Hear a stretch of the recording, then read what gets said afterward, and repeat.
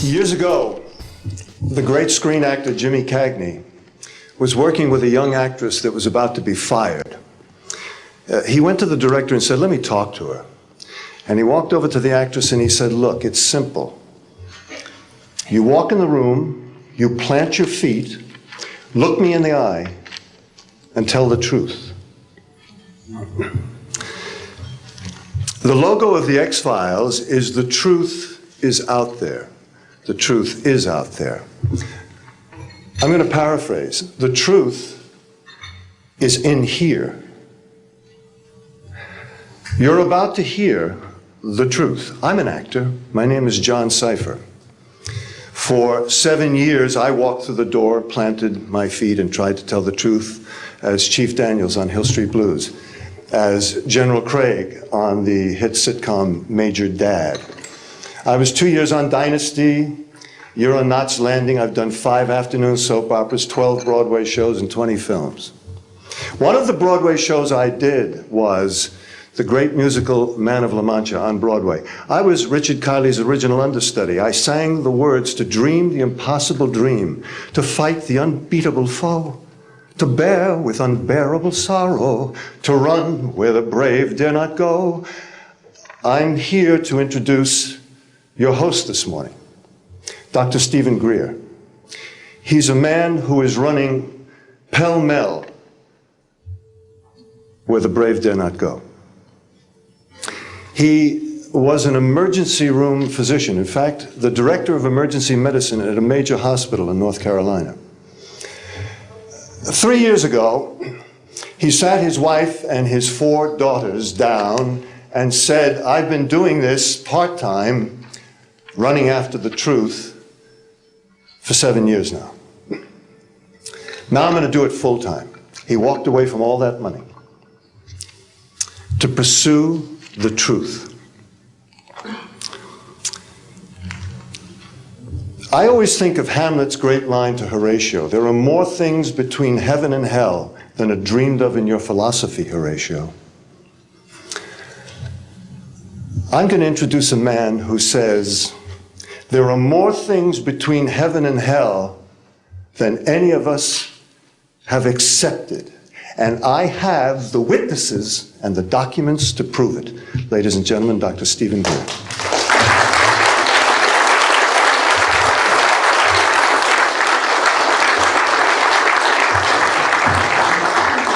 Thank you very much, John.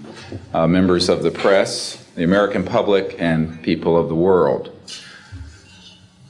We are here today to disclose the truth about a subject that has been ridiculed and questioned, denied for at least 50 years.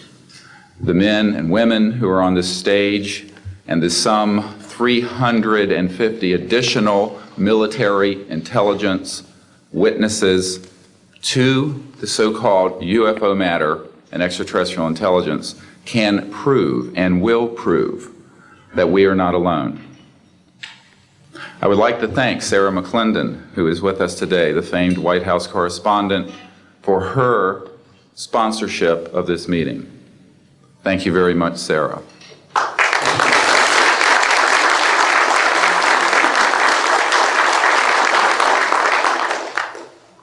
In 1993, a group of military advisors to this project and I met out in the countryside in Virginia. And we decided that it was time for civilians, military, intelligence, and other people to come together to disclose the truth about the subject which is called UFOs. Since that time, I have personally briefed a sitting director of Central Intelligence, James Woolsey, President Clinton's first CIA director. I have personally briefed the head of the Defense Intelligence Agency, the head of Intelligence Joint Staff, members of the Senate Intelligence Committee, many members of Congress, members of the European leadership, the Japanese cabinet, and others. And what I have found is that none of them are surprised that this is true, but they are uniformly horrified that they have not had access to these projects. We can establish through these witnesses whom we have identified, which now number over 400, and these are people who have been inside the CIA, NSA, NRO, Air Force, Navy, Marines, Army, all divisions of the intelligence and military community, as well as corporate witnesses, contractors to the government. And these are folks who have been involved in so-called black budget or covert unacknowledged projects. These unacknowledged special access projects are taking in at least $40 to $80 billion per year.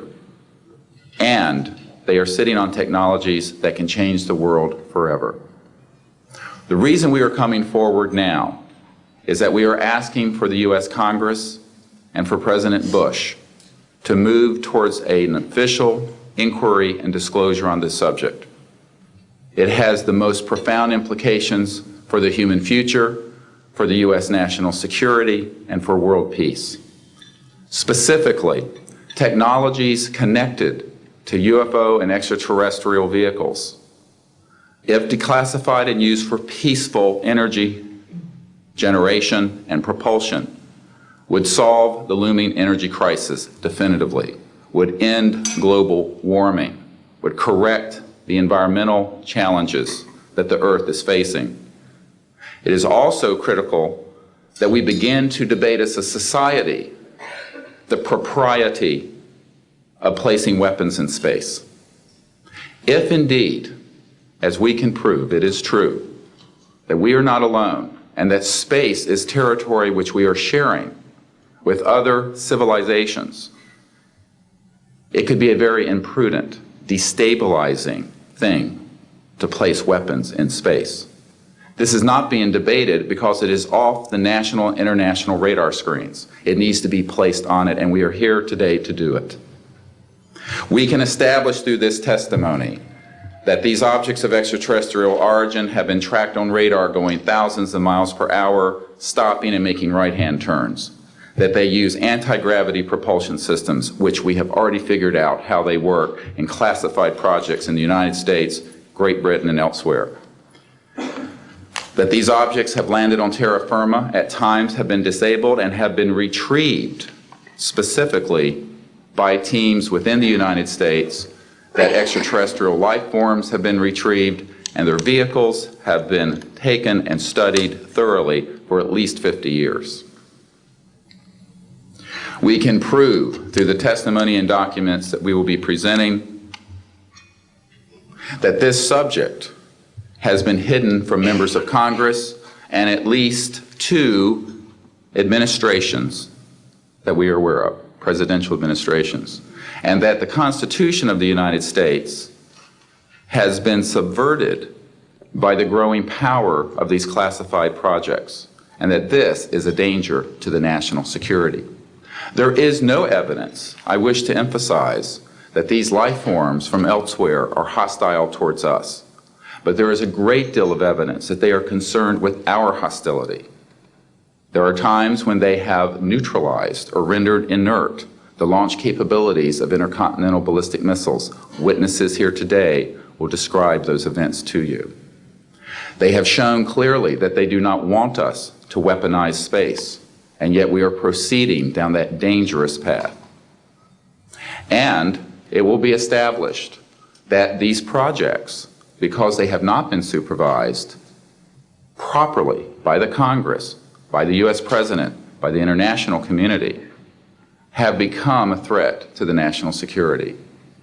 And for this reason, we feel we must disclose the facts. This is the beginning of the campaign for disclosure.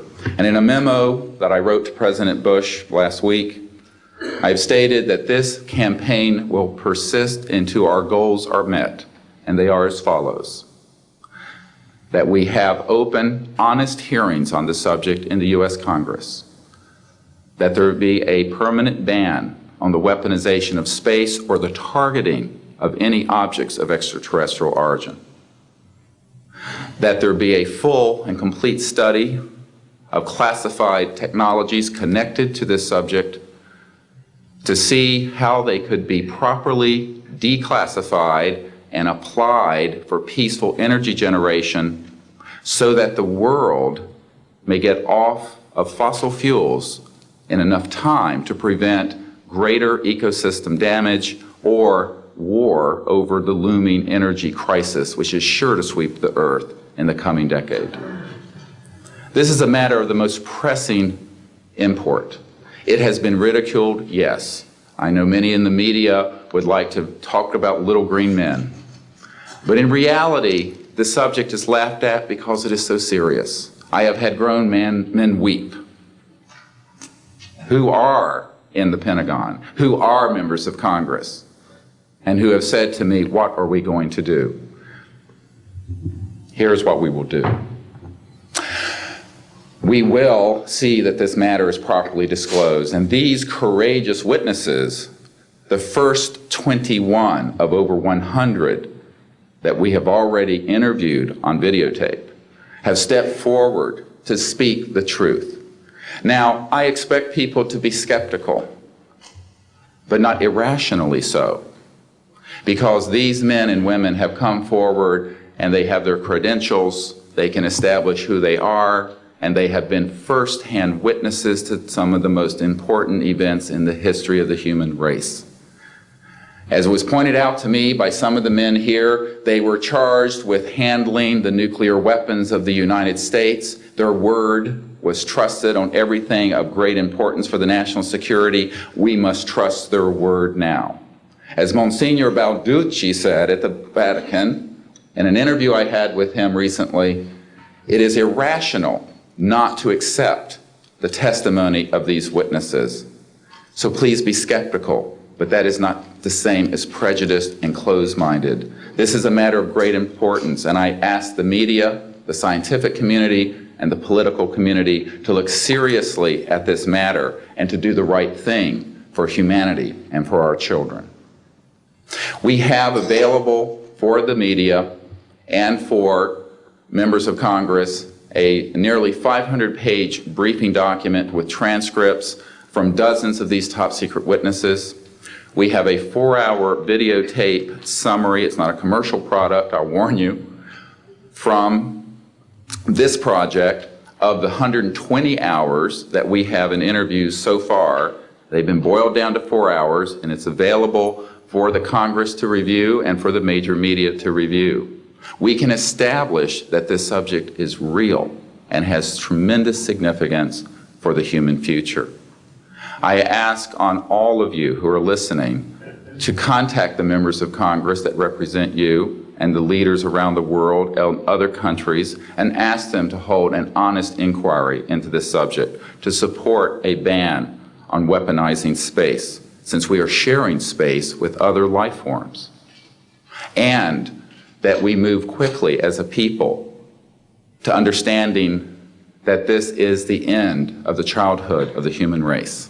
It is time for us to become mature adults in the cosmic civilizations out there. To do this, we must become a peaceful civilization, and we must look as we go into space with an intent of cooperating with other civilizations, not weaponizing that high frontier. The men and women who will speak next will do so in order, beginning on your left. They will introduce themselves. I ask for the media to refrain from questions until each witness has spoken briefly about who they are and what they have personally been involved with or witnessed in their government, military, or government-connected careers. At the end, we will have questions. All of you may ask questions for as long as we can stay here, and we will provide you with all the information that you need. So we will begin now with the first of our witnesses, Mr. John Callahan.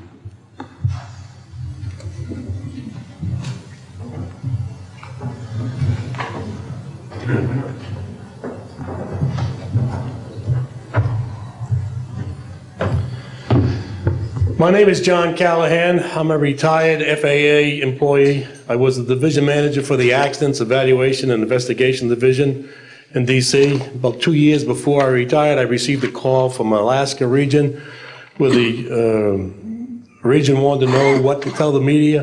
When I questioned, tell the media what, he says about the UFO and It went downhill from there. What UFO? It turned out I told them what any government employee would do at that time was to tell them it's under investigation. And then I had them send all that data to the FAA's tech center in Atlantic City. The next day, my immediate boss, service director, Javi Safir, and I went to Atlantic City. I had just purchased a new video camera, and I videoed the event. In Atlantic City, we had them play back on a scope, you would call it a scope, a plan view display, PVD, exactly what the pilot seen or what the controller seen, and we tied that in with the voice tape so we could hear exactly what the controller said and what he heard, and we taped it. We came back the next day, briefed the administrator, Admiral Ingen, on what happened. He wanted a 5-minute briefing.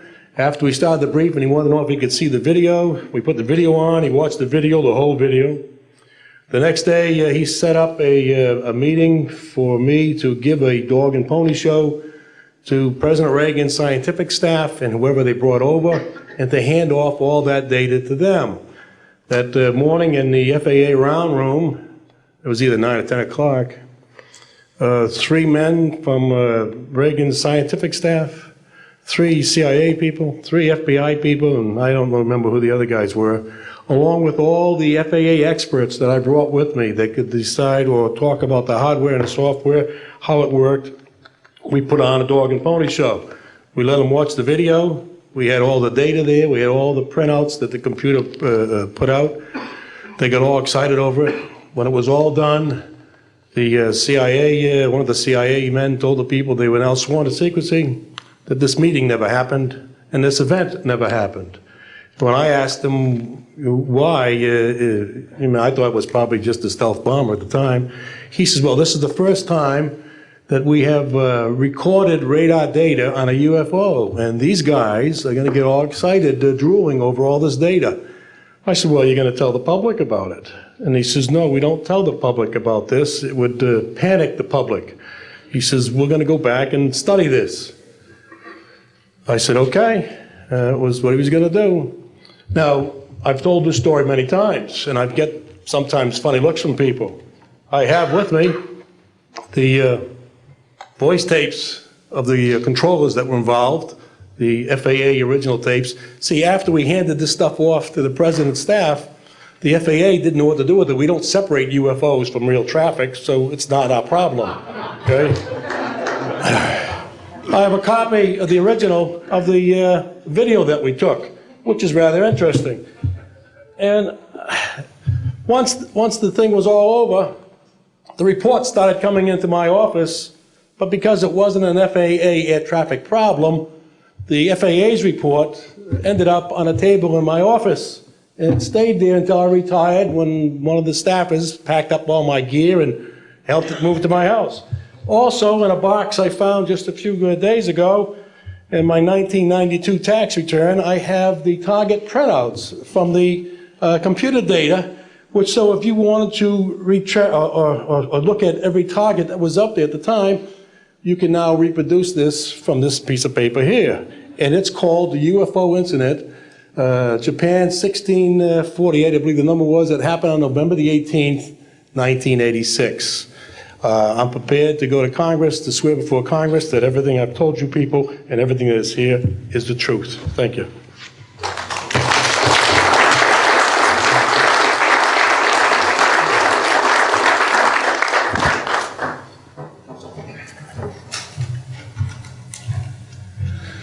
Good morning. I hope you'll pardon me. I'm a little bit nervous. My name is Charles L. Brown. I'm a Lieutenant Colonel, U.S. Air Force, retired, subsequently 7 years with the Foreign Service. I like the name Charlie Brown, a gentleman by the name of Charles Schultz, of great talent, sort of elevated the name, if you will. During World War II, I was a young farm boy from West Virginia. I got the patriotic bug, joined the United States Army, ended up flying bombers in Europe, and ended the war transport in the Pacific. Finished college in the late summer of '49, recalled to active duty in the newly formed United States Air Force. I was assigned to an organization called Office of Special Investigations. The Air Force, as most of you know, was formed in 1947. OSI, as a central investigative agency for the Air Force, was formed, I think, in 1948. So everything was relatively new. Needless to say, starting in 47, UFOs were rather new. The Air Force Intelligence, or Air Technical Intelligence Center was at Wright-Patterson Air Force Base, and I had my office in a building adjacent to it. And our organization was the worldwide investigative agency for the Air Force for any unidentified flying objects. This lasted for about 2 years. The project name was known as Project Grudge. It was a predecessor to a project known as Blue Book, which Ed Ruppelt headed. During my experience with it, I would collect the data from, I didn't collect it, it was sent into my office. I analyzed it. As a pilot investigator, I was able to offer some bits of advice to the Air Technical Intelligence people. Now, you might visualize a massive office, but as I recall, we had a first lieutenant, a secretary, and a technical sergeant. That was the essence of Project Blue Book when it started, or Project Grudge, Blue Book, and expanded somewhat. During the review as an analyst of these various documentary reports, if you will, or documents, I became clearly convinced that there was substance to what was being reported, in that we had ground visual, ground radar, airborne visual, and airborne radar confirmation of some of these sightings.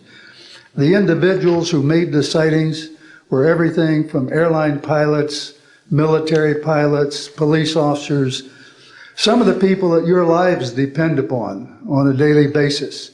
These are very reputable and credible people. I hope that the testimony here from very credible people will convince you of that and will further Steve Greer's disclosure project, in that pressure needs to be brought to bring this to the attention not only of the Americans, but of people all over the planet. These vehicles have been seen and confirmed all over the planet. I am willing to sign a sworn statement or testify to my judgment and to what I have observed. Such things do exist. Please believe me. Please believe those who follow me. Thank you.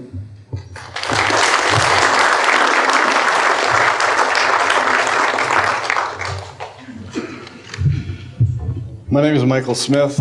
I was in the Air Force, a sergeant from 1967 to 1973. I was aircraft control and warning operator. While I was assigned to Klamath Falls, Oregon, in early 1970, I arrived at the radar site and they were watching a UFO on a radar that was hovering at about 80,000 feet. It sat there for about 10 minutes and then slowly descended until it dropped off the radar. It was gone for about 5-10 minutes and then instantly reappeared at 80,000 feet, stationary. The next sweep of the radar, it was 200 miles away, stationary. And it hovered there for about 10 minutes and redid the whole cycle twice more.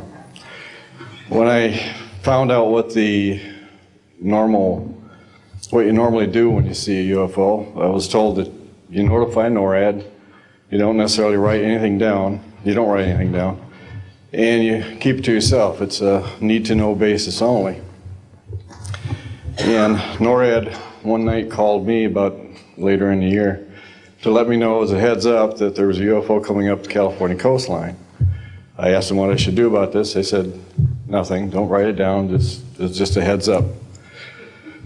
And then late 1972, while stationed at the 753rd Radar Squadron in Sault Ste. Marie, Michigan, I received a couple panicky calls from police officers who were chasing 3 UFOs from Mackinac Bridge up I-75.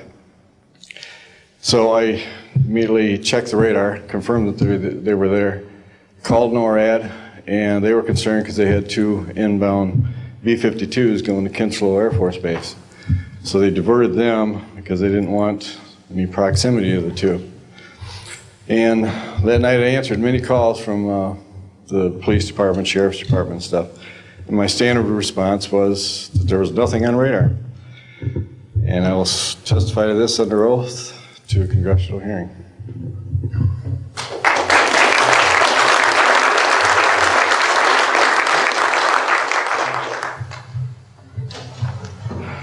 Good morning.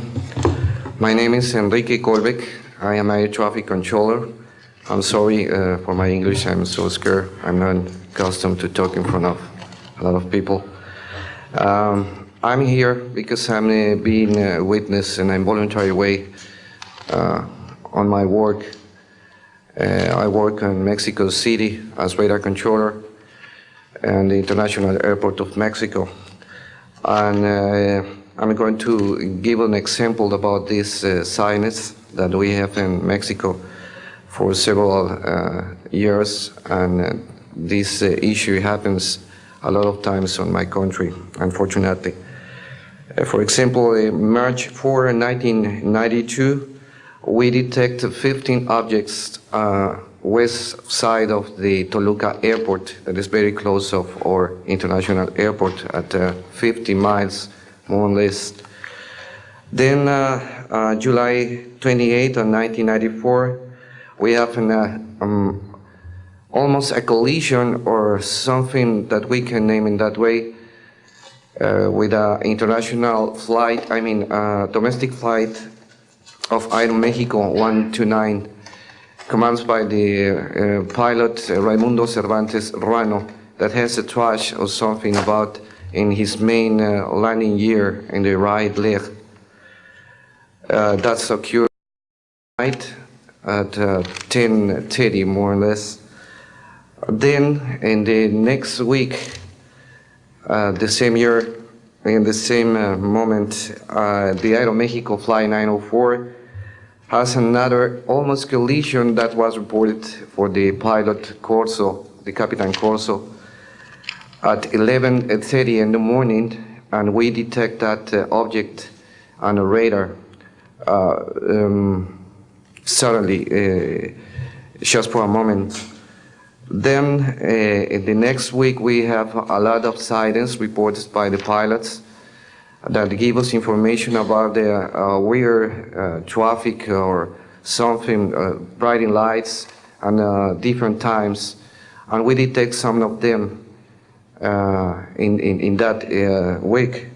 But in September 15 of 1994, we have a detection about 5 hours, more or less, on a radar and a new equipment that we believe that that equipment was working in not a good way, because it's not human that you have detection by 5 hours of the same object and apparently without movement.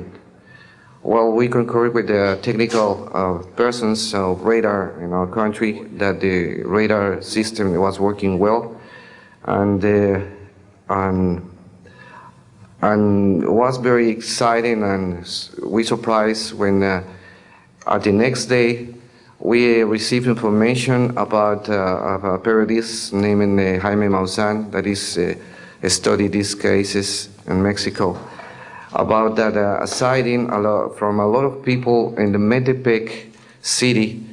There is another point located southeast of the Toluca airport, about a sighting of the big flying saucer, apparently 50 meters of diameter, then for a lot of people, and that led the trash something in the ground.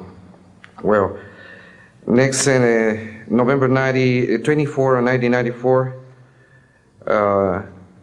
we have on service officially our new radar system, and after that moment we have information very exactly about of these sightings at the same time with the pilots and detections. That's why I'm here, because we consider in my country that this is very dangerous. We have a lot of more cases, but I don't want to use more time in this. But it's very important that the people in and the world knows these events and consider that could be very dangerous for aeronautical situation, especially in my country. I don't know why in my country that's occur frequently, but the point is that happens, and we consider dangers, and we had only, unfortunately, one trash, but we don't want to have another more. Thank you very much, and I'm sorry for my English.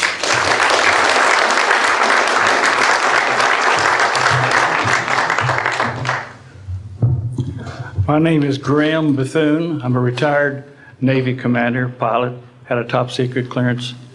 50 years ago, February the 10th, 1951, I was flying from Keflavik, Iceland to Argentia, Newfoundland. It was at night, it was dark. About 300 miles outside of Argentia, I saw a glow on the water, like approaching the city at night. As we approached this glow, it turned to a monstrous circle of white lights on the water. We watched this for a while, the lights went out, there was nothing on the water. Next thing we saw was a yellow halo, small, much smaller than whatever it was launched from, and that was 15 miles away, up to our altitude. Because of the trajectory, I disengaged the autopilot, shoved the nose over to try to go under this thing. And at that time, I heard a noise underneath. I thought maybe it hit us. It was actually some of the crew members ducking, and they collided, and a couple of them were injured. Then it appeared over to the right and moved out slowly and flew with us. It was still not at our altitude, but we could see the shape of it. It had a dome. We could see the coronal discharge. I went back aft, let the other pilot, Al Jones, take my seat to see what the passenger's reaction was. Came back to the cockpit, told him not to report anything simply because what the psychiatrist had said to me, maybe they would lock us up. So basically, the instruments in the cockpit, we had 4 or 5 failures. In the area of magnetic compass, the electromagnetic effect, in area of directional finders, and this type of thing. The craft was tracked by radar in excess of 1,800 miles an hour. It never did get to our altitude. We had 31 passengers, plus the psychiatrist and the crew members that all cited this at different areas. When we landed at Argentia, Newfoundland, we were interrogated by the Air Force, an excellent interrogation, Captain Paulson.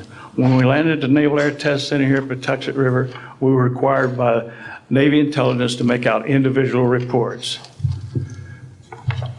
Out of the National Archives, I have the 18-page official Navy and Air Force report. I've made up a report to straighten out all the truth. There's a stack of books out there this high that have written all of this up. So the truth is here. I will testify under oath before Congress that everything that I have said is true.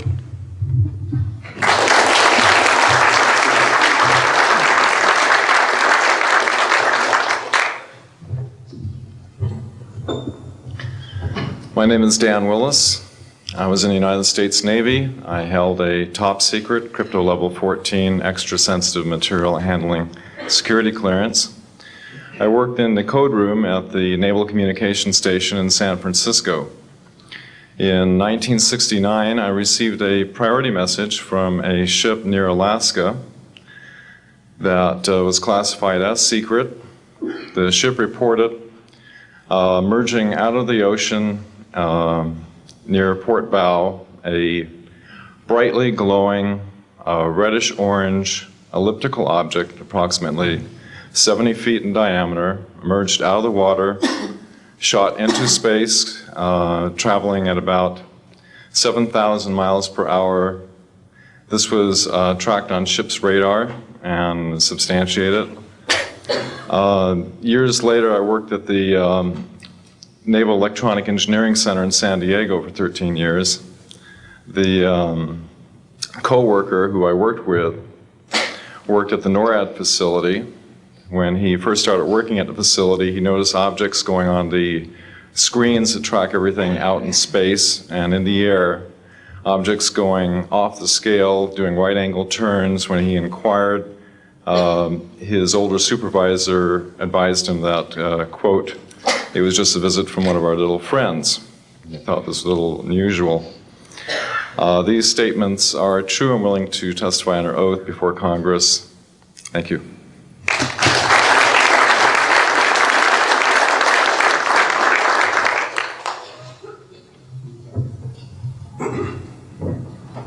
My name is Don Phillips. I was in the United States Air Force and had worked with certain intelligence agencies of the United States government. Prior to my Air Force, prior to joining the Air Force, I worked for the famous Lockheed Skunk Works. And I was working for them when I was attending college, and I worked for them in the capacity as a design engineer. It was one of my proudest moments of my life to work with a man by the name of Kelly Johnson. A lot of you might be familiar with that. It turns out that the models of aircraft that we were building, as you know, were all classified, were in the deep black, and that I came in on the end of the U-2 project. My main project was known later as the SR-71. The SR-71 had a predecessor. It had a special model built for the CIA, and that those models were one passenger, one pilot special aircraft in order to get from one place to another very, very quickly. Now these SR-71s, as we know them, the Blackbird, are the type of aircraft that are still classified in a sense as far as the altitude that it flies at and also the speed records that it holds. I'm very proud to say that this aircraft played a big part in helping to end the Cold War. The aircraft, the predecessor aircraft, there's strong evidence to suggest that perhaps these aircraft had a different role once in the air.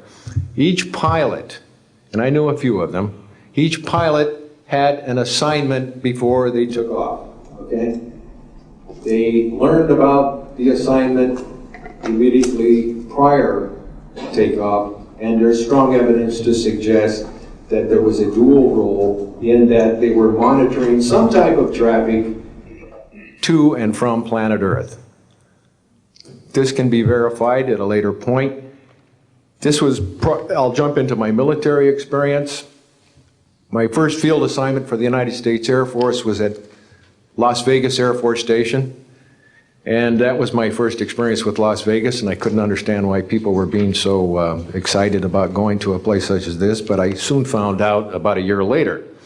Nellis Air Force Base is located there. Nellis is a major training center for different types of special aircraft and fighter aircraft, one of the premier training sites for pilots all around the world.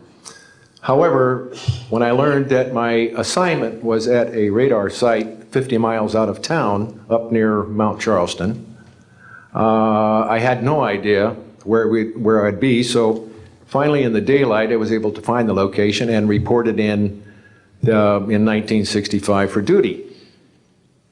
In 1966, early in the morning, about 1 to 2 a.m., I was staying there on base, and our barracks were at about 8,000 feet. I heard a lot of commotion. You know, at that altitude, sound carries tremendously. And I thought, well, it's early in the morning, it's summertime, and it's very warm, and maybe I should get up and take a look. I didn't really want to, but I got up and took a look, walked up to the main road up near my office, which was the commander's office. I was on the commander's staff, Lieutenant Colonel Charles Evans. And I was saying, who's making all this noise? Who's making all this noise at this time of the morning? So when I got within about 50 yards of the 4 or 5 people that were standing there, one being the chief of security, they were looking up in the air, and I says, gee, their heads are all looking at the same direction. Well, I looked up to the west, northwest, and to my amazement, there were lights flashing around the sky, moving at anywhere from what seemed like 2,400 to about 3,800 miles per hour. Now, the fact that we're taking an estimate from a distance, you know, we figured, well, this is quite something. However, we continued to watch these darting lights go across the sky and stop, absolutely stop, come to a dead stop, and reverse in an acute angle their direction, and then proceed on in sort of, they were traveling so fast that you could almost see a pattern left by, if you are computer people, when you move a mouse real quick across the screen, you see a little bit of a tail. Well, that's exactly the way these 6 or 7 craft worked. After 5 minutes of watching these things, they all seemed to group up to the west, northwest, okay? They started to come in on a circle. But what I would like to point out is that where they were putting on their display in the north-northwest sky, just directly east of that is what is known as Area 51. Area 51 is a AEC name, okay? Atomic Energy Commission. That was the old name for Atomic Energy Commission. We knew it as the Groom Lake Flight Test Facility in the Air Force. And it was where we tested our aircraft after we got the prototype made from the Skunk Works. So here are these, let's get back to the circle in the sky. What they did was coalesce and started rotating in a circle, and then they disappeared. Well, I thought, gee, this is something that we have to keep quiet, and that was verified by the Chief of Security. But we waited there and talked it over for a little bit, and it seemed like, I think it was an hour. Then came the radar people from the scopes, which were at 10,000 plus feet, came down for their dinner at 2 o'clock in the morning. And the first person off the bus was a good friend of mine, Anthony Kesar. He said, he was white as a sheet, and he says, did you see that? Yeah, we all said, yeah, it was a nice display, what a show. And he says, we documented them on radar. And he says, we didn't give them clearance, the standing order was let them fly through the radar beam. He says, we documented 6 to 7 UFOs. Now, we don't know who was guiding those, but they were certainly intelligent, and we don't know where they landed because they coalesced and disappeared. So I will say at this point, to keep it short, that I will testify under oath as to what I say is true, and I will do so before Congress. Thank you.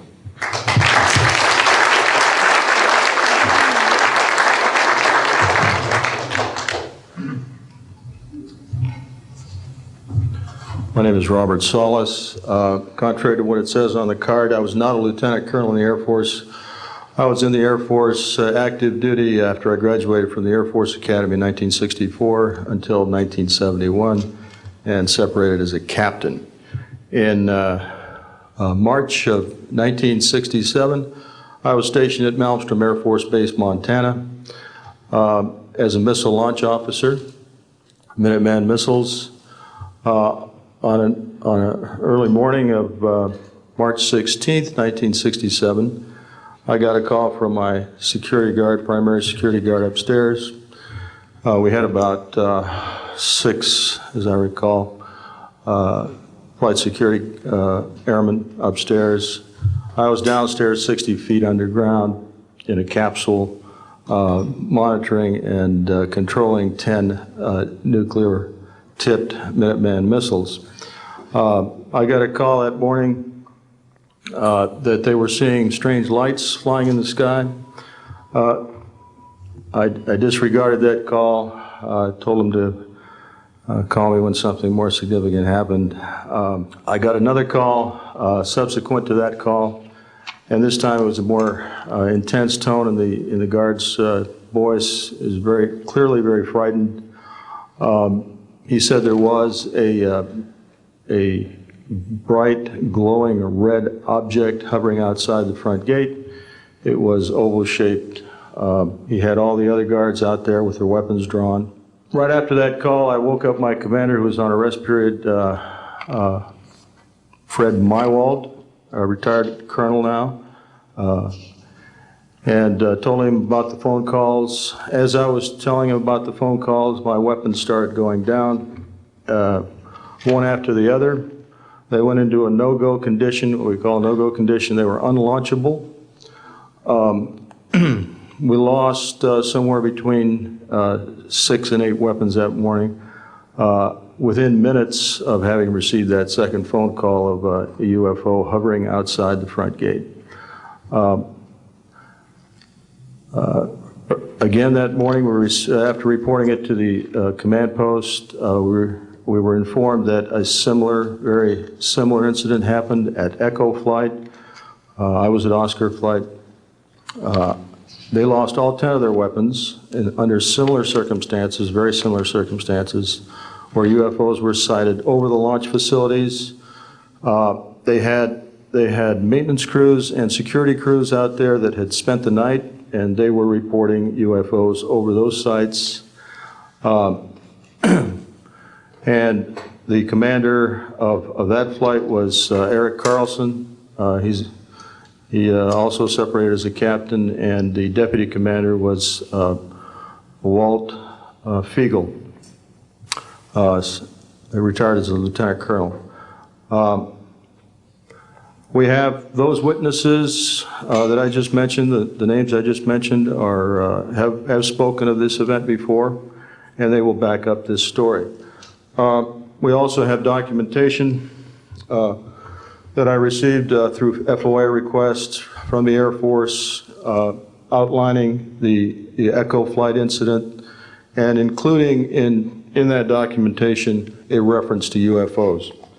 We have telexes covering this incident, and in one telex it says the fact that no apparent reason for the loss of 10 missiles can be readily identified is cause for grave concern to this headquarters. This was from SAC headquarters.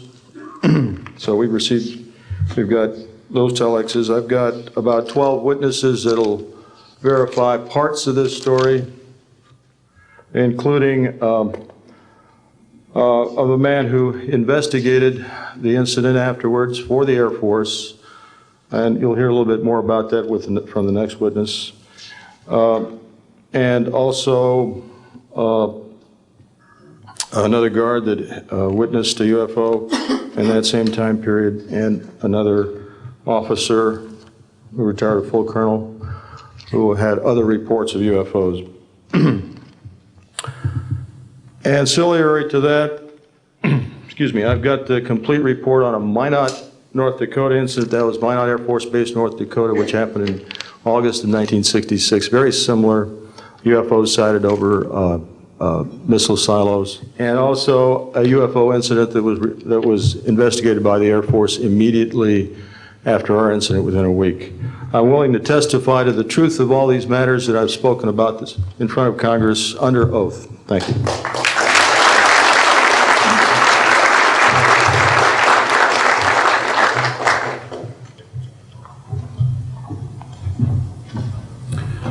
Good morning. My name is Dwayne Arneson. I served 26 years as a communication electronics officer in the U.S. Air Force, all over the world, including Vietnam. I was lucky to be selected to be commander of 3 different units in the Air Force. I held a top secret SCI TK clearance, and for those who don't know, it is slightly above top secret. I retired in 1986 as a colonel at Wright-Patterson Air Force Base in Ohio. I would like to relate about 3 different experiences, if you will, that relate to UFOs. As a young lieutenant over in Germany, Ramstein Air Base, Germany, back in the early 60s, I was in charge of the cryptographic center. I had a top secret crypto clearance at that time, and I can clearly recall seeing a message that went through my crypto center which said that a UFO had crashed on the island of Spitsbergen, Norway, and the team of scientists were coming to investigate it. Going forward to the 1967 timeframe, I was assigned to the 28th Air Division at Great Falls, Montana, and I was the officer in charge of the communications center there. Also, I was a top secret control officer for the division. I had a crypto account. I was an account custodian, and I also passed out nuclear launch authenticators.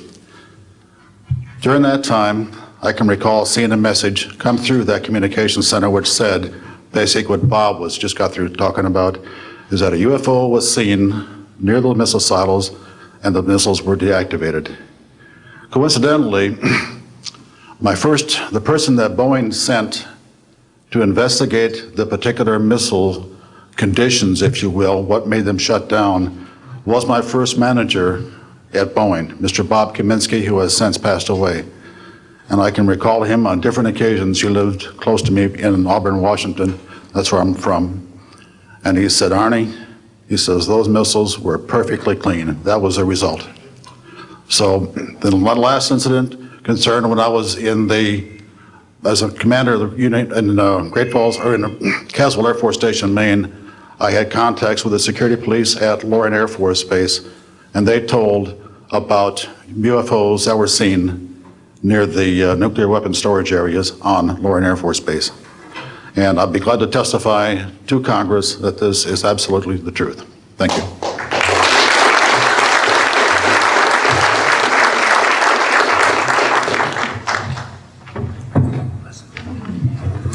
Good morning. My name is Harlan Bentley. During 1957 and 1959, I was a PFC in the United States Army, stationed north of Washington, D.C. on the Nike Ajax missile base close to Olney, Maryland. In May, this month of 1958, about 6 a.m., I heard a noise outside that sounded like a pulsating transformer. I sat up in my bunk, I looked out the window, I saw a craft heading for the ground and crashed. Pieces broke off of that craft, immediately took off again. So there's a lot more to that story, but I've got to speed this up. Now, the next night, I was on radar duty. I get a call from the Gaithersburg missile base. He says, hey, I got 12 to 15 UFOs outside, 50 to 100 feet above me. So I asked him, I said, what does it sound like? He took his head mic off, held it out the van window, and said, here. And the same sound I heard the previous morning, except a lot more of them. So my radar was on standby, so I immediately turned it on and got the blip just outside the ground clutter. I marked it on my radar screen. And then for a few minutes later, all of a sudden they took off. As they took off, the sweep came around, hit the blip. The second, and when it came around, it hit it again. That blip was 2/3 away off my radar scope. In order to get that far at a constant velocity was 17,000 miles an hour. That was my first incident. 10 years later, by this time I received a Bachelor of Science degree in electrical engineering, and I was working in California. Now, I'm sorry that all I can say is I was somewhere in California working on a classified project that had nothing to do with my experience that I had there. As I was working, and it was like 2 or 3 in the morning, California time, I heard a Houston astronaut communication link, comlink. I didn't pay much attention to it until I heard the word bogey. Of course, my ears picked up immediately. An unidentified flying object of some sort, whether it's a craft, meteorite, or whatever, was on a collision course with that module going to loop around the moon. So basically, I listened for some time, and then I stopped and went back to work. And then I heard, there they go. In the astronaut world, some of you may not know this, there's a term called green turtle. And it used to be, I don't know if it is today or not, but it used to be is you're not allowed to use profanity over the net. And the first person that does that, whoever hears it first and says green turtle, that astronaut's got to buy that man and his entire family a dinner at the most expensive place at Cape Canaveral. Well, to end this real quick, one of them said, damn, they went off, the UFOs took off. He says, damn, that was fast. And somebody yelled, green turtle. And then he said another word, a synonym to crap. And then somebody else yelled, green turtle. And you could see him, he grit his teeth, because now he had to buy 2 expensive meals. And my particular experience, I will testify before Congress if necessary, and explain exactly what happened. Thank you.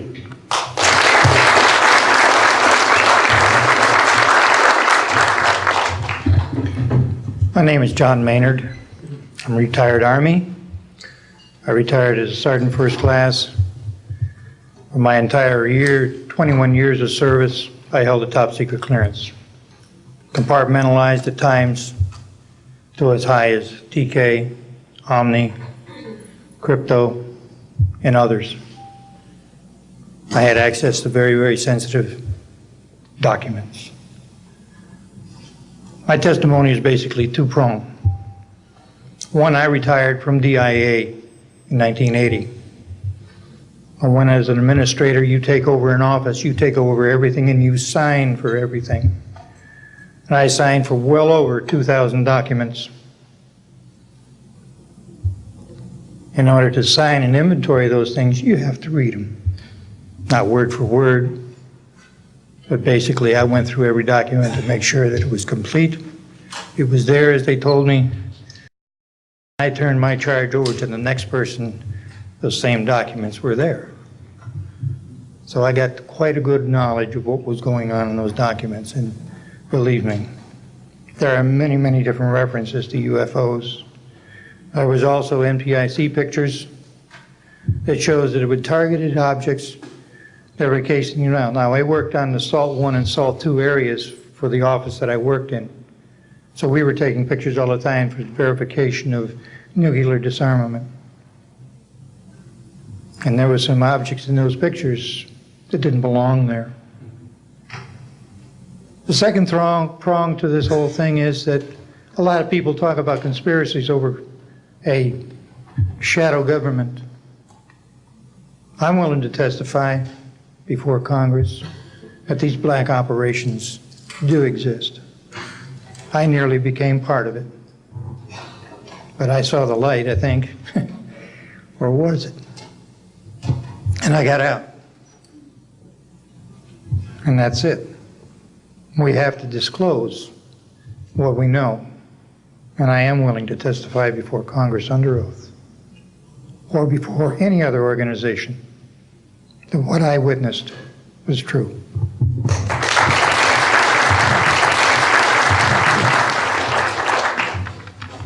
Good morning.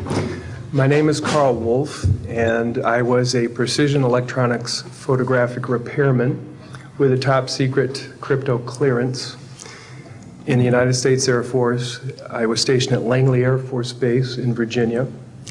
In 1965, in mid-1965, I was loaned to the Lunar Orbiter Project at NASA on Langley Field.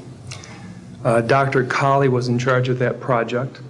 They had problems with a piece of electronic equipment that was bottlenecking their production of photographs. I went to the facility, and when I walked into the facility, there were scientists from all over the world. I was stunned, actually, to see people at a NASA project from all over the world. It didn't make any sense to me initially. I was taken into the laboratory where the equipment was malfunctioning. I couldn't repair it in the dark. I asked to have it removed. A Airman Second Class was in the dark room at that time. I was also an Airman Second Class. I was interested in how the whole process functioned, how the data got from the lunar orbiter to the laboratory. I asked the young man if he'd describe the process to me. He did. About 30 minutes into the process, he said to me, in a very distressed way, by the way, we've discovered a base on the backside of the moon. And then he proceeded to put photographs down in front of me, and clearly in these photographs were structures, mushroom-shaped buildings, spherical buildings, and towers. And at that point, I was very concerned because I knew we were working on compartmentalized security. He had breached security, and I was actually frightened at that moment. And I did not question him any further. And a few moments later, someone did come into the room. I worked there for 3 more days, and I remember going home and naively thinking, I can't wait to hear about this on the evening news. And here it is, more than 30 years later, and I hope we hear about it tonight. And I will testify under oath before Congress that what I'm saying is the truth.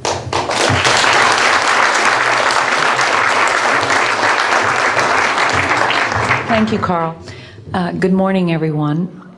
My name is Donna Hare, and I worked at Philco Ford Aerospace from 1967 to 1981. During that time, I was a design illustrator, draftsman. I did the launch slides and landing slides, and also projection plotting boards, lunar maps for NASA. We were a contractor, but most of the time I worked on site, excuse me, in Building 8.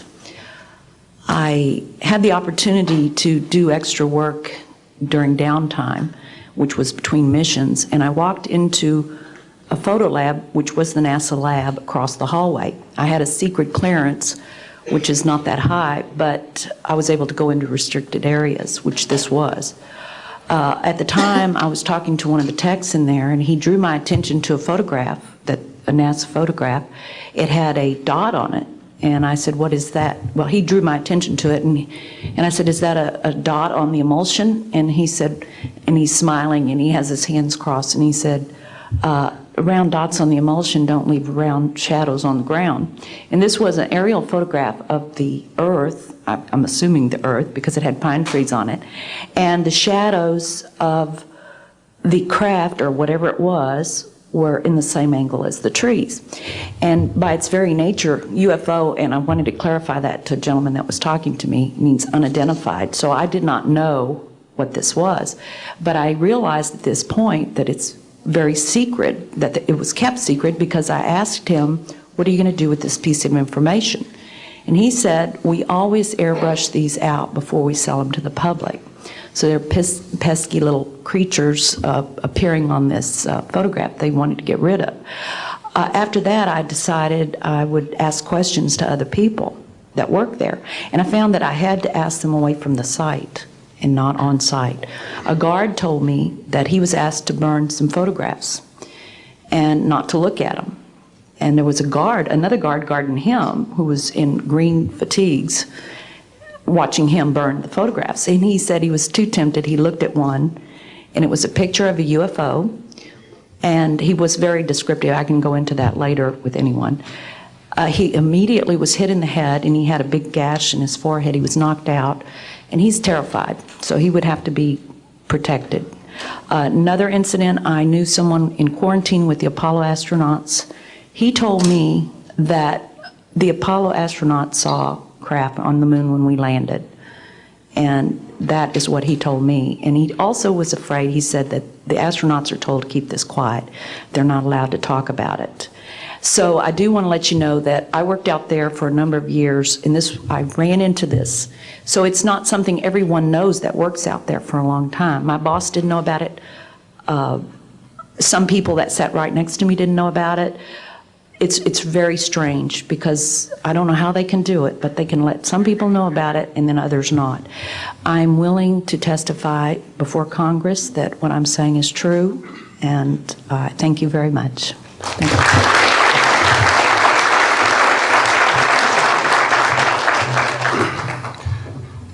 Good morning, ladies and gentlemen, and members of the press.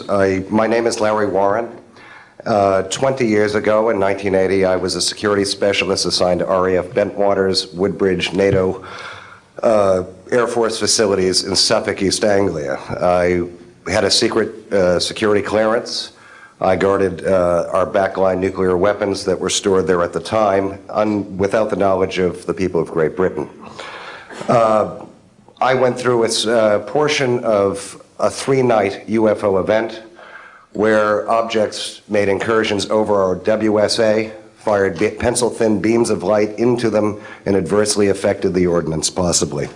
These objects were on the ground on 2 different nights. Potentially, there was another life form seen. This is an unpopular truth.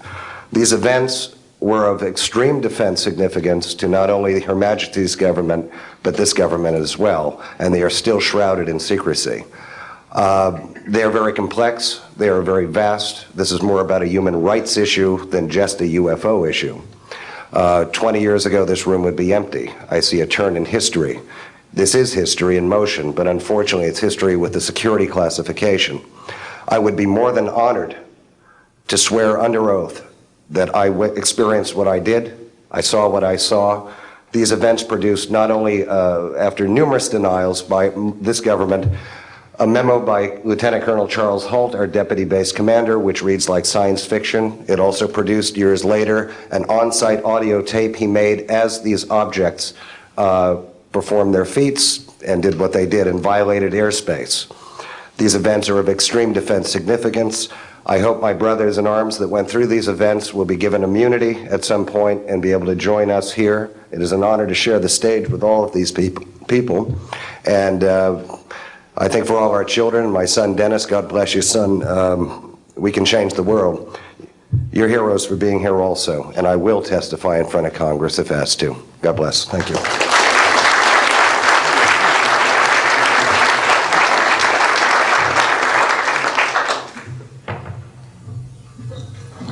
Hi, my name is George Filer III. The reason I'm here is because George Filer V is in the hangar and will be born on Friday. And, I'm a retired intelligence officer and flyer with almost 5,000 hours, and I didn't believe in UFOs until London Control called us in the winter of 1962 and asked us, would we chase one?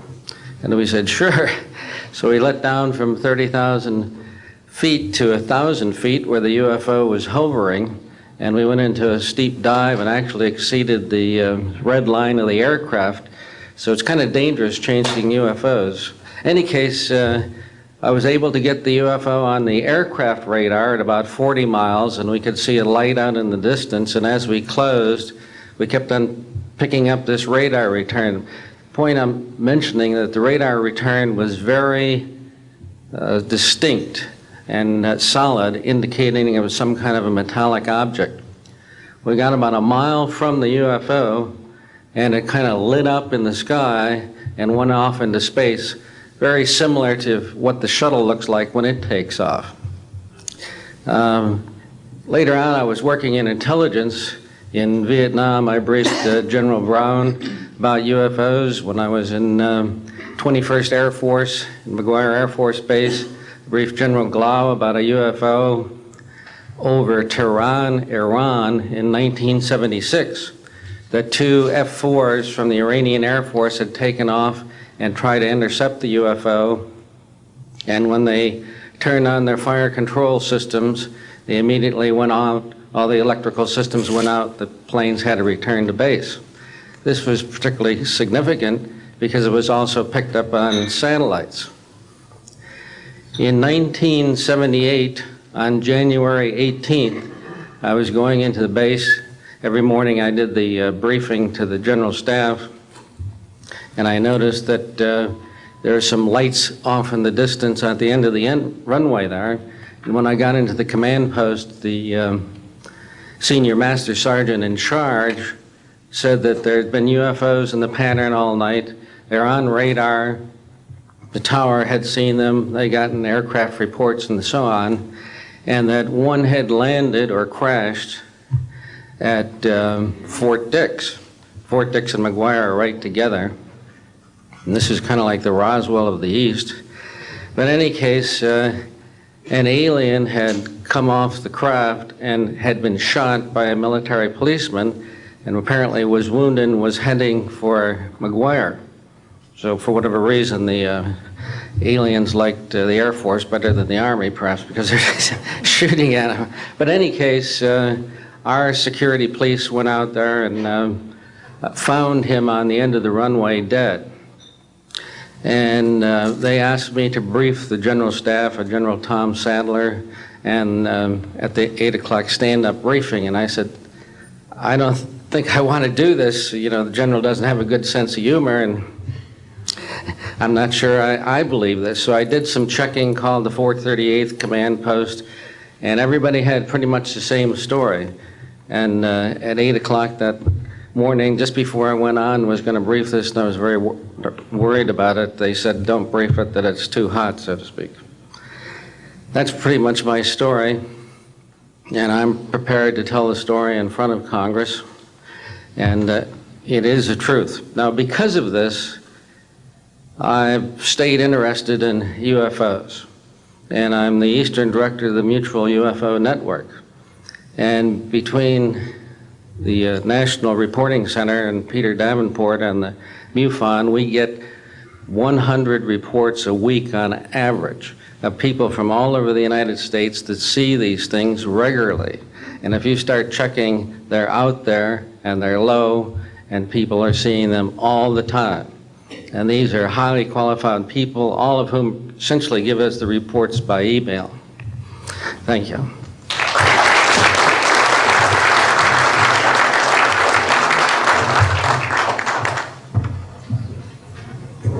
Morning, ladies and gentlemen. My name's Clifford Stone. I was a Sergeant First Class, United States Army.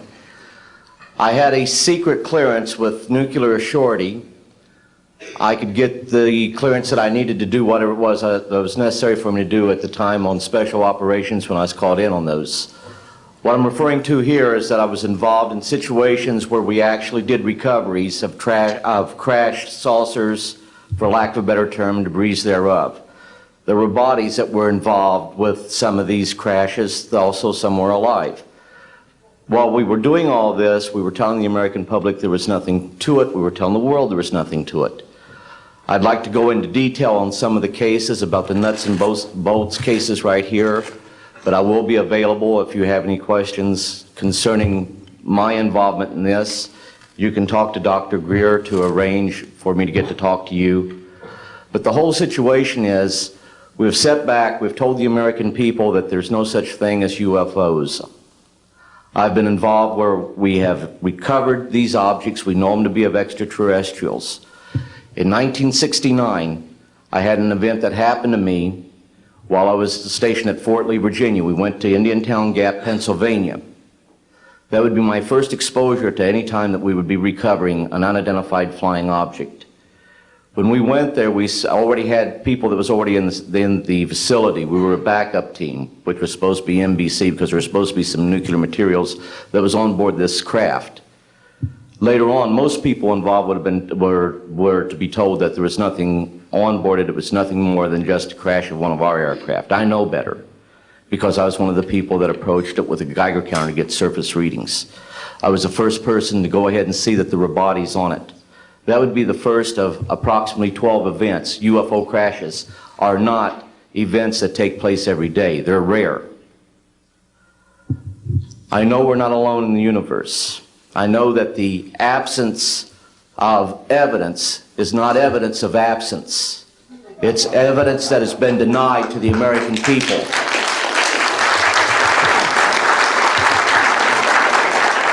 I stand before you today in my almighty God and I tell you this. If Congress calls me in and says, will you testify in detail what you know, I stand here today prepared and ready to do just that. Governments must never lie to the people for no reason. Thank you.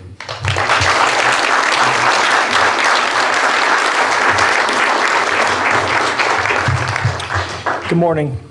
My name is Mark McCandlish, and for the last 21 years, I have worked as a conceptual artist for a variety of defense contractors. I've been involved in conceptual artwork of the production thereof for Rockwell on the X-30 program, and also on the high-step program, that's spelled HYSTP, means Hypersonic Testbed Program. During the course of my career, I've twice had a secret security clearance. In 1967, while my father was stationed at Westover Air Force Base, the headquarters for 8th Air Force Strategic Air Command, I witnessed and watched through a telescope a UFO which hovered over a nuclear weapons storage facility for approximately 10 minutes and then departed with an acceleration approaching a bullet leaving a rifle barrel. In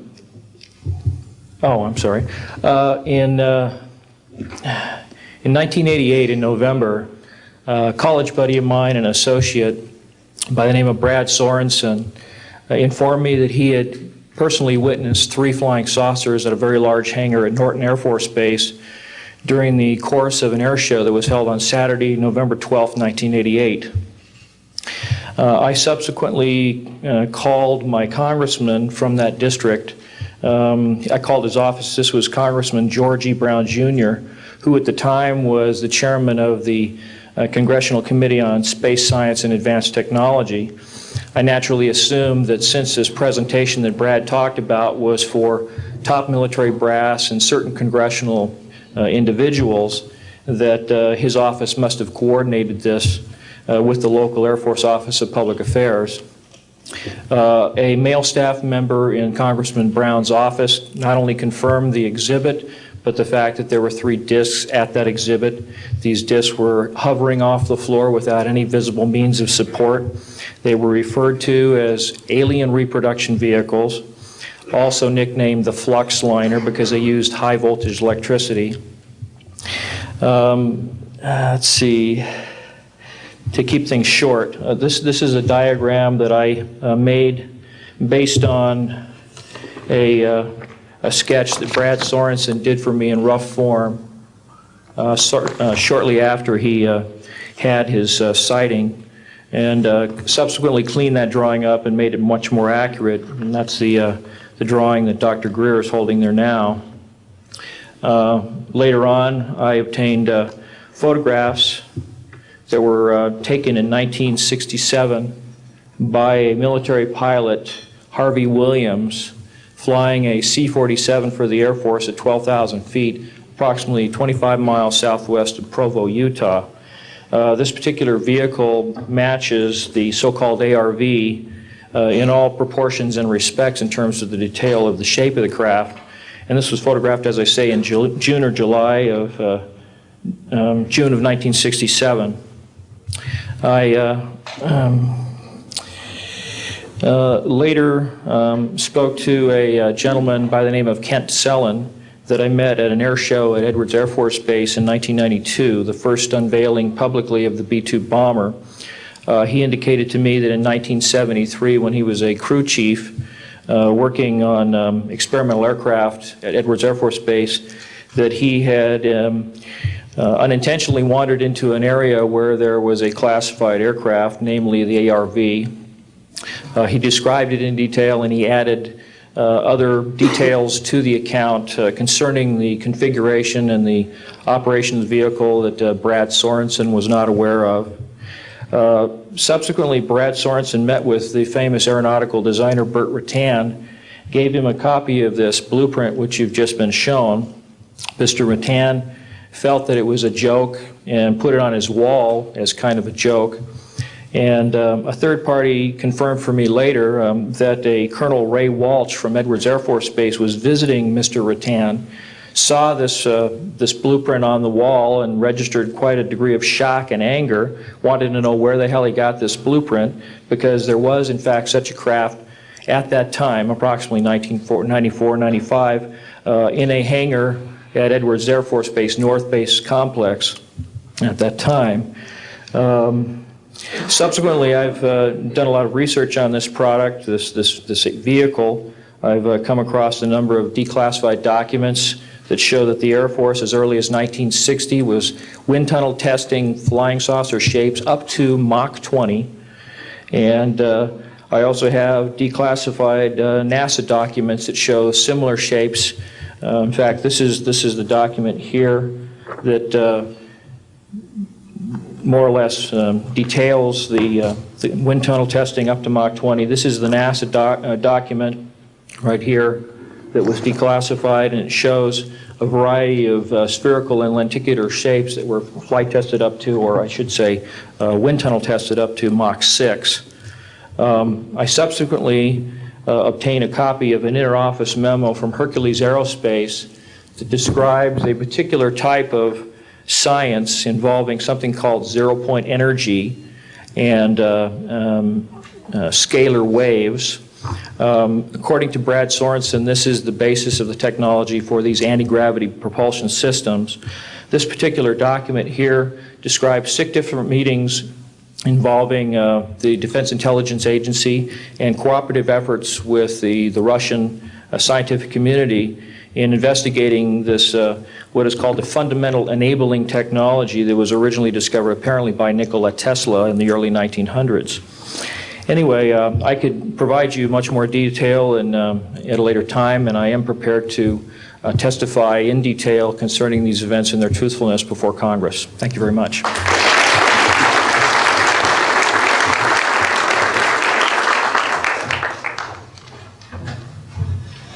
Good morning. My name is Daniel Sheehan. I'm an attorney and serving as general counsel to the Disclosure Project. I'm a 1967 graduate of Harvard College in American Government Studies and Constitutional Law, and a graduate of Harvard Law School. And I served as general counsel and one of the co-counsel for the New York Times in the Pentagon Papers case, and was involved in briefing and arguing the case in front of the United States Supreme Court, giving permission to the New York Times to publish the classified documents, the 47 volumes of the Pentagon Papers. Subsequent to that time, I served as special counsel to the office of F. Lee Bailey as one of the trial counsels when we represented James McCord in the Watergate burglary, and got Mr. McCord to write the letter to Judge Sirica to reveal the Watergate burglars' relationship to the plumbers unit in the White House at that time. Subsequent to my service in that case, I went back to Harvard to the Divinity School to study Judeo-Christian social ethics and public policy. Did my master's work and PhD work there, and became general counsel for the United States Jesuit headquarters in Washington, D.C., assigned to the National Social Ministries Office and their Public Policy Office. It was there in 1977 that I was contacted by Ms. Marcia Smith, who was the director of the Science and Technology Division of the Congressional Research Service.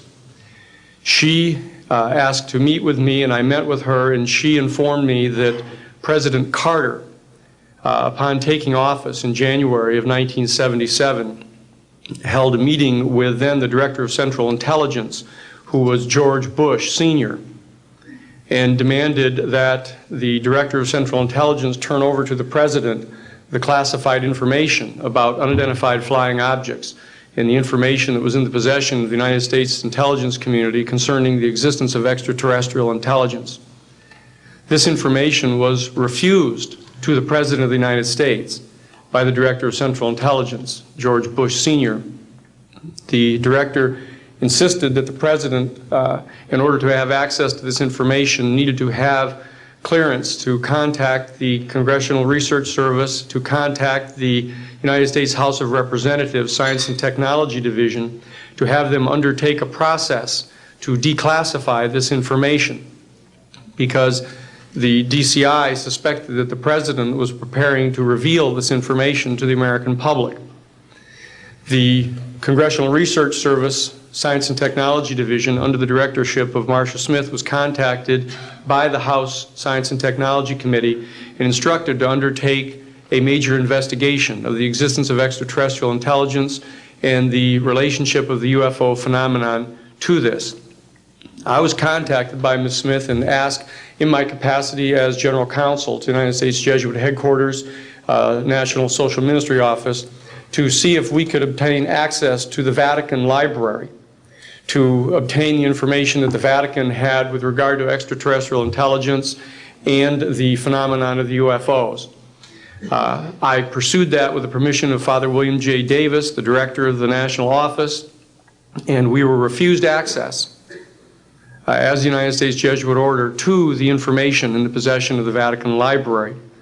When I reported this to Ms. Smith, she then later subsequently asked me to participate in a project which I can go into some detail during the question and answer period or later to individuals, pursuant to which I was given access to, as a special consultant to the United States Library of Congress Congressional Research Service, to the classified portions of the Blue Book project of the Air Force. At that point, it was in 1977, approximately May of 1977, I went to the Madison building of the United States Library of Congress. There was no one in the building at that time. It was brand new. I was directed to a basement office where there were two guards at the door and a third sitting at the table, who took my identification, verified that I'd been designated as a special consultant to the Congressional Research Service of the United States Library of Congress, and was admitted to the room. I thereupon found photographs, some dozen photographs, of what is unquestionably an unidentified flying object on the ground that had crashed and plowed a furrow in a field of snow, and it was embedded in an embankment. There were United States Air Force personnel surrounding this craft, taking photographs of the craft. And one of the photographs, I could see that there were some symbols on the side of the craft. And so I proceeded through the photographs and found a close-up photograph of these symbols. I'd been instructed that I was to take no notes and had to leave my briefcase and all my identification outside of this room, but I had brought with me a yellow pad. And so what I did is I opened up the yellow pad and refocused the overhead camera onto the same size as the cardboard backing of the yellow pad, and I physically traced the copies of the symbols on the side of this craft, closed the yellow pad back, put the microfiche back into the canister, reclosed the box that I had, and I said, it is time for me to leave.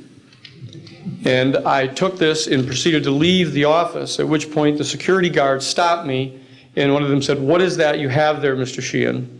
At which point I handed the yellow pad to him, and he flipped through all the yellow pages and never found the copy that I had. And so I took that with me and brought it to the United States Jesuit headquarters, had a meeting with the staff, with Father William J. Davis, reported this to them, was authorized at that time by the United States Jesuit headquarters to make a report to the National Council of Churches and to request that the entire 54 major religious denominations of our country undertake a major study of extraterrestrial intelligence, which they declined to do.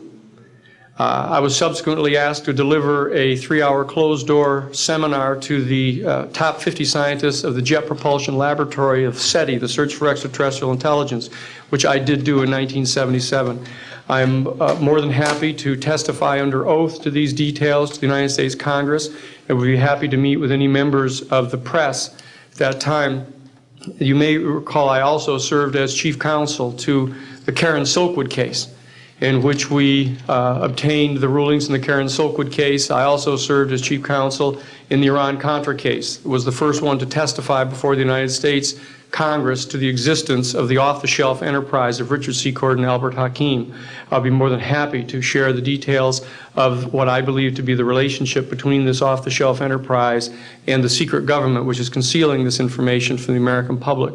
And I am happy and proud to serve as general counsel to the Disclosure Project. Thank you very much.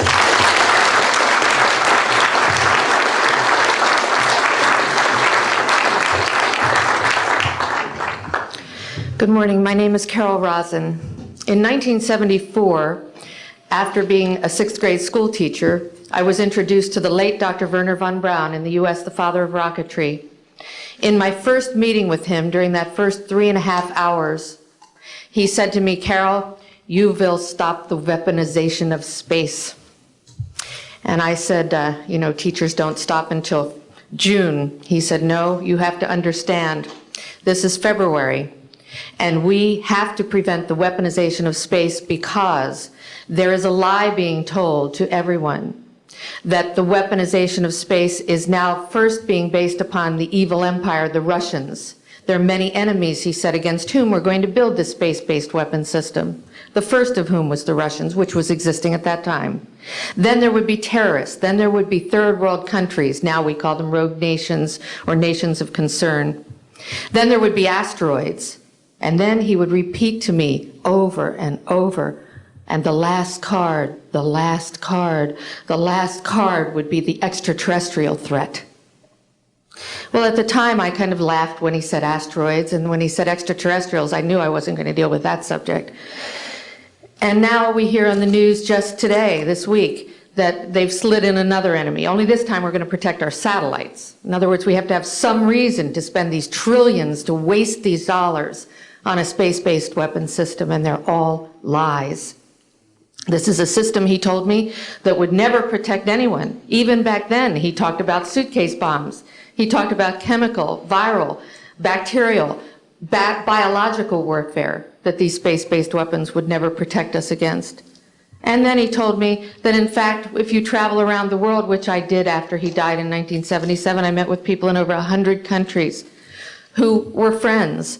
They didn't want to build space-based weapons. I became a space and missile defense consultant, and I worked with people around the world. I became an advisor to the People's Republic of China. They don't want to build a space-based weapon system, and he told me back then that they didn't. He said, go to Russia. They're considered to be the enemy. I got on a plane by myself. When I got to Russia, I had a list of people that I had read out of the newspaper. Chernenko was in office then. He was the only one I didn't get a chance to meet. They introduced me to everyone when I got there. And when I got back, I said, oh my Lord, this man is telling the truth. There is no threat. And I've been waiting until this day for 27 years, and I'm expecting the spin to happen, because he also explained to me that as a military strategist, as a person who worked on the MX missile, which I did later, he said, you will find that there is going to be a spin to find some enemy against whom we have to build space-based weapons. And now we should expect the spin, because he said part of the formula for the intelligence community is if they might have a weapon, then we have to consider that they do have these weapons. So now they do have these weapons, so now we have to build these weapon systems. And that's the formula, except that it's all based on a lie.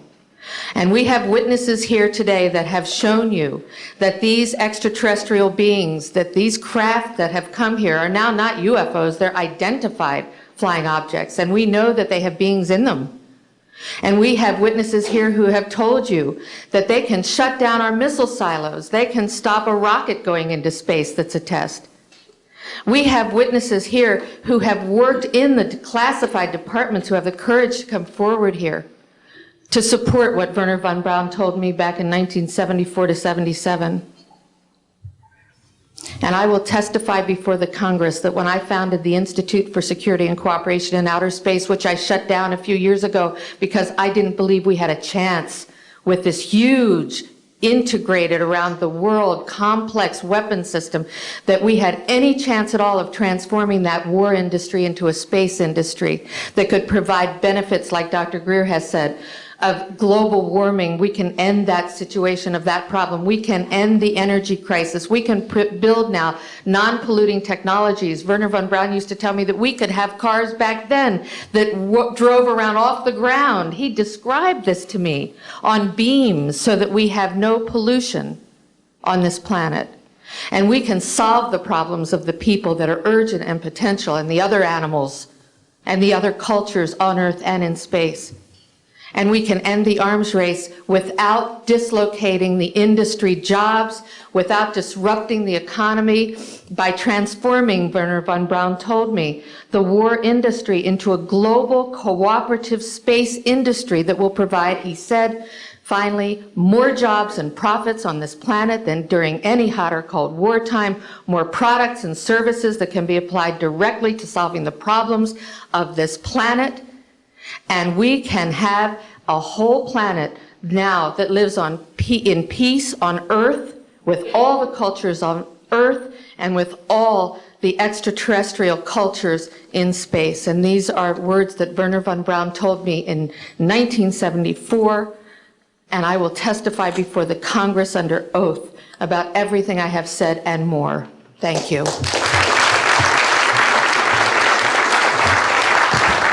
Thank you very much. I'd like to thank each of the witnesses and for your patience. We're running about 50 minutes late, and I do apologize for that. I want to emphasize that all of these witnesses each could speak for probably anywhere from 2 to 5 hours about what they have witnessed. We were trying to give you a snapshot. We have another 400 of these witnesses. I have carried this burden for 8 years. I'm now giving it to you, the American people and the people of the world, to take it forward. What I'd like to do now is open the audience for questions from the media. You may address them to me or to an individual witness as you deem appropriate. Yes, ma'am. Yes, Maribel Gonzalez with Reforma, Mexican newspaper. I have 3 questions. One is, yes, I wanted to know if there are laws in this country that in some way allowed this kind of secrecy or not? And then I wanted to know if there's a need to change any kind of law. And the next one I wanted to ask you, if you may, is who is profiting from this secrecy that maintains in secret the solution to the energy crisis? I mean... Well, let me get to those, okay, quickly, because we are short on time. First of all, I think initially there was an appropriate national security apparatus in place in the 40s during the Truman and also Eisenhower years. By the late Eisenhower years, we have a testimony from Brigadier General Stephen Lubkin, still a practicing attorney, that by the late Eisenhower years that he had lost control of these projects primarily because of the compartmentalization into the military-industrial complex. Operative word industrial. There are corporations such as SAIC, Lockheed Martin, Northrop, and others that deal specifically with this issue, with advanced energy and propulsion systems connected to UFOs. And I think that what has happened, from the best we can tell, from insiders that have briefed me for now about 8 years, is that we have lost control of these projects from a constitutional law perspective because the infrastructure within military intelligence and corporate channels is so well funded and so complex and labyrinthine that there are compartments within compartments within compartments, and people who are in the Congress who make inquiries, and in fact President Clinton, when he made inquiries, were simply denied access, as you heard earlier that President Carter was denied access. On your other question, I would say that in terms of profiting from the status quo, big oil. There are certain geopolitical and financial infrastructures that would not welcome a definitive replacement to the fossil fuels. I will tell you, and we can prove this with other scientists who are ready to come forward, that we already have a complete replacement for any fossil fuels or ionizing nuclear power plants. We don't need them. We haven't needed them. Probably have not needed them since the time I was born. Now, of course, this is a major issue. You're talking a multi-trillion-dollar global infrastructure change. And so this does hit the alarm bells at the National Security Council economics area. However, what is more serious to the national security? Keeping the status quo or letting ourselves go into a global ecosystem collapse and running out of fossil fuels and having massive rolling blackouts, not just in California, but globally. We have got to do something about this, and soon, and that's why we are advocating open hearings in the Congress. Other media, please. Yes, sir. I just want to know if anybody at the UN is looking into this. I personally met with Boutros Ghali's wife, Aliyah Ghali, who said that her husband was quite concerned about this. This was in the 1990s. Since then, we know that there have been other people at the UN who've made inquiries. The problem is the UN has no mandate to deal with this. It needs to be given a mandate from its constituent member nations. And I think that the public and the member nations need to ask that the United Nations get involved with this. This is an international peace issue and an international security issue, and it should be taken up by the UN Security Council. And of course, we are recommending that as well. Yes, sir. So I think my question is actually to Clifford Stone. You said that you had seen aliens on a craft that had crashed. I wondered if you could describe what they looked like. I could, but it would probably take a whole lot of time. The reason I state that, when I got out in 1989, we had cataloged 57 different species. You have individuals that look very much like you and myself that could walk among us and you wouldn't even notice the difference, except for some of the things that they might be able to go ahead, even in a dark room, and touch an object and go ahead and identify what color that object might be. They would have a heightened sense of smell, sight, hearing. The situation is that you have various types of what we normally call grays. We didn't call them grays in the military, but you had at least 3 types of the grays. You had some that were much taller than we were. The unique thing that I'd like to point out for the most part is that the entities that we did catalog were in fact humanoid. Now this created a situation where the scientific community was trying to figure out why that would be the case, because you would expect that if life evolved on other planets, that they would take on some type of other being, so to speak, not necessarily look humanoid or be bipedal such as we are. But apparently, we got quite a few of the species out there that are humanoid in appearance, and that creates a question that yet has to be answered by science. Yes, and as I call on you, please state the news agency that you were with. Yes, ma'am. Deanne Divis with United Press International. Could you please address the vehicle that there was a drawing displayed of? Why would this vehicle be on display at an air show? What is the power source that you are asserting is going to be so very useful? And how can you determine that this vehicle is not something that is being developed, by a government agency? In fact, I think that was the testimony. This is an alien reproduction vehicle, and just to be clear, this means that it is based on advanced anti-gravity and zero-point energy propulsion systems. Those are the propulsion systems. They are being manufactured by a consortium of companies that include Lockheed Martin, Northrop, SAIC, and other corporations. They do have superluminal capacity, in other words, faster than the speed of light capacity. I think Mr. McCandlish and other witnesses that he's identified could go into more of the technical physics of it. I'm just a country doctor from Virginia, I tell people. I mean, really.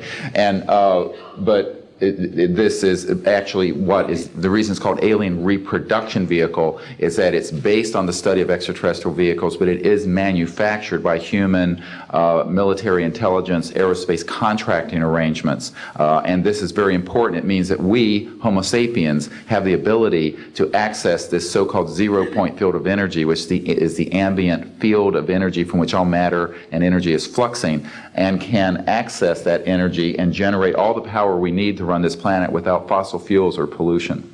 Do you have any direct evidence, though, that this, we're talking about the same government that so appropriately named a snooper program Carnivore. So just because it's named the alien reproduction vehicle, considering the history and the questions that have been existing for such a long time about flying saucers, do you know, is there any direct reason to believe that this is actually derived from technology? Any of the witnesses who can attest to that? And how would this, a propulsion system, a rocket engine doesn't necessarily translate into electricity. Can you elaborate on that?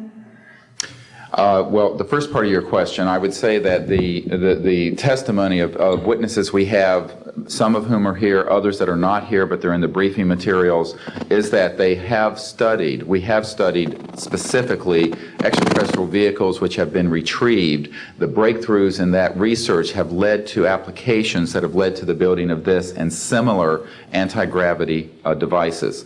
And that, in fact, this can be proven in open testimony before Congress, and that is exactly what we are calling for. We have the witnesses to establish this, and they also have the documents and the specific details of the propulsion systems. But this is not a jet internal combustion system at all. It is actually kicked in by a type of electric power source, and it then accesses this ambient zero-point energy field that is responsible for all matter and energy existing, and by special configurations and what have you, it causes a cancellation of mass inertia and an anti-gravity effect. And this is a complex technical discussion, which is probably beyond the scope of this conference, but we have materials in the briefing document that we can provide you with references to people who have studied the anti-gravity effect as far back as certainly the 1950s.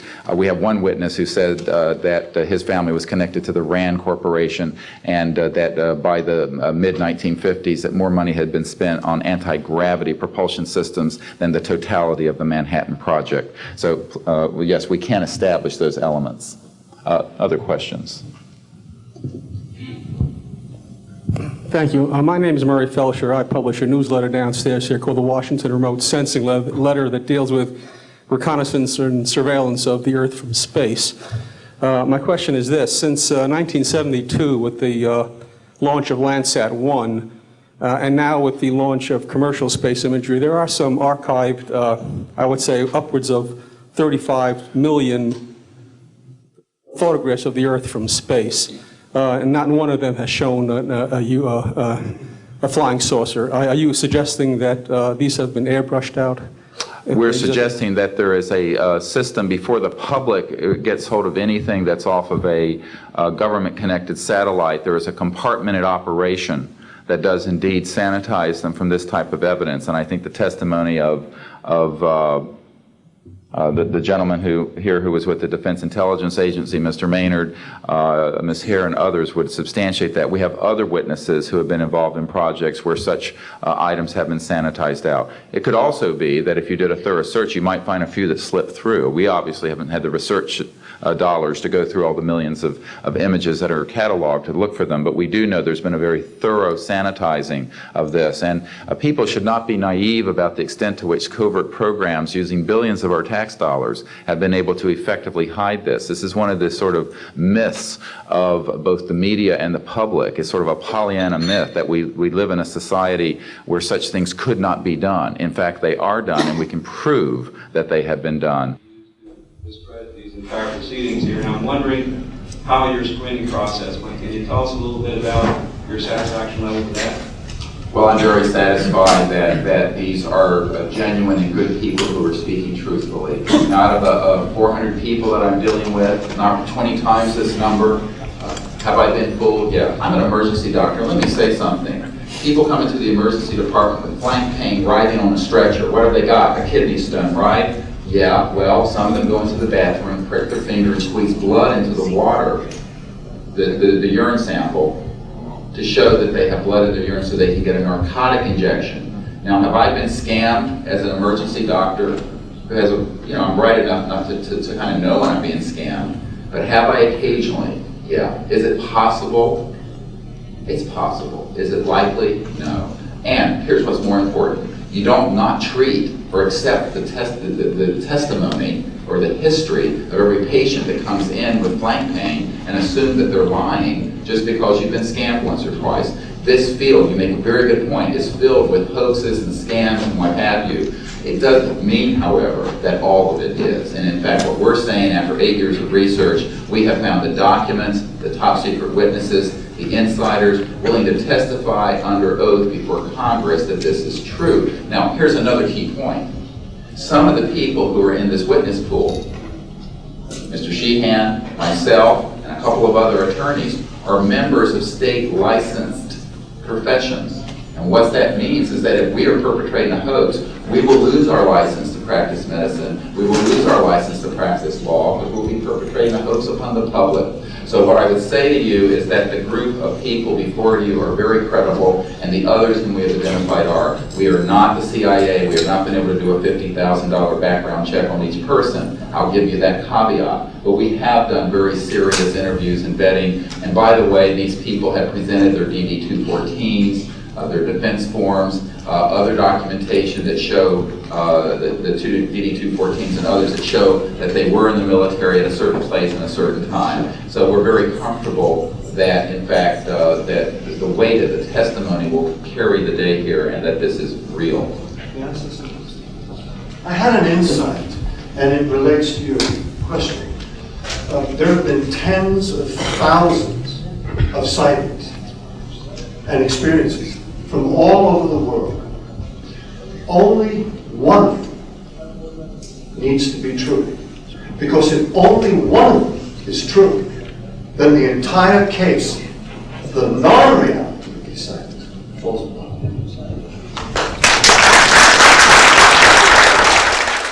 Such evidence out of the public domain, yes. A priori, all signed agreements and oaths that have flowed from such operations are null and void. What that means is, in legal theory, is that if it's an illegal enterprise, the agreements those that are entered into as a result of that illegal enterprise have no legal standing. So one of the things I would like to announce today is all of the men and women listening to this need to know they are free to speak. We are declaring all national security oaths on this subject null and void. They have flowed from illegal operations that have no standing constitutionally. My people, my mother's family, who fought in the American Revolution, were prisoner of war with the British to help found this country, did not fight and die to form the United States. so that this kind of chicanery can go on. So these men are free to speak, and there can be no legal repercussions against them. We have legal counsel who will also support this theory, and we're taking this to other constitutional scholars. It is time for that game to end. It is time for a new era in the human experience.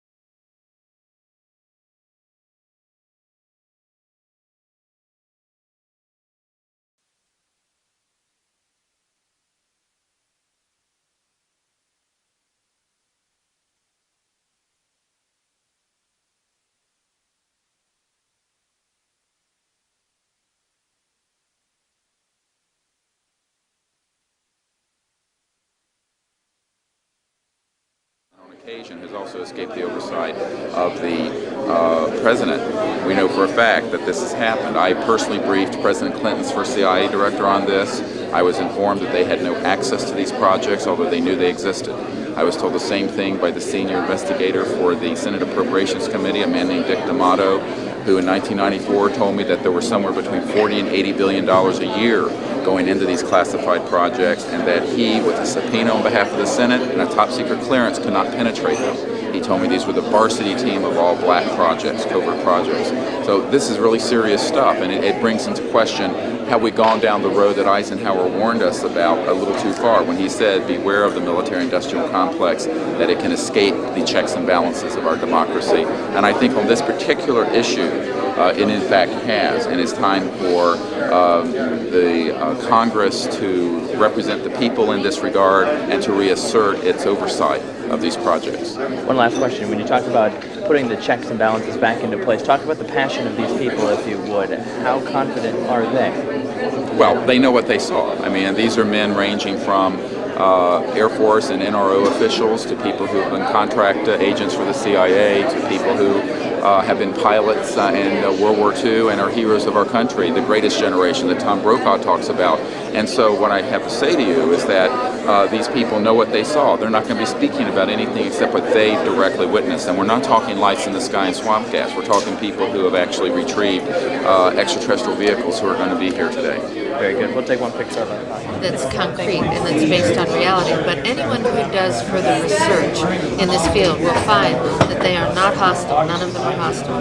They have shown us that they can shut down missile silos and rockets. They have not destroyed us, and they've been here for tens of thousands of years. We know of 50 years worth, more or less, of secrets. We know of major things. And the fact what is, about this hybrid breeding program that keeps being referred to? well, again, we're not dealing with these kinds of things. We are dealing with credentialed, unimpeachable witnesses here who have worked in projects. We're not dealing with that. We're dealing with what we know. What we know is that these are not hostile entities. I don't know how to explain this to you except that people here, we're all still here. The world is still here. And they have shown us what their technology is capable of doing. And you can yet imagine, and you can hear from witnesses who worked in fields of re-engineering, back engineering, what kinds of technologies can come out of this to literally save people from the suffering that's going on right now. I don't doubt the possibility of that. Yes, and that's what this disclosure is about. It isn't about these other kinds of stories that you have no proof of and nobody does. And the fact is, we have proof here of what we're saying. Well, they have removed artifacts. Well, again, we're not going to deal with this kind of story, and a lot of that is manufactured also. That's for sure. So what we're dealing with here is concrete evidence, documented documents people who work in the industry, in the military industrial complex, in the intelligence community. I worked on the MX missile, and I was, if I went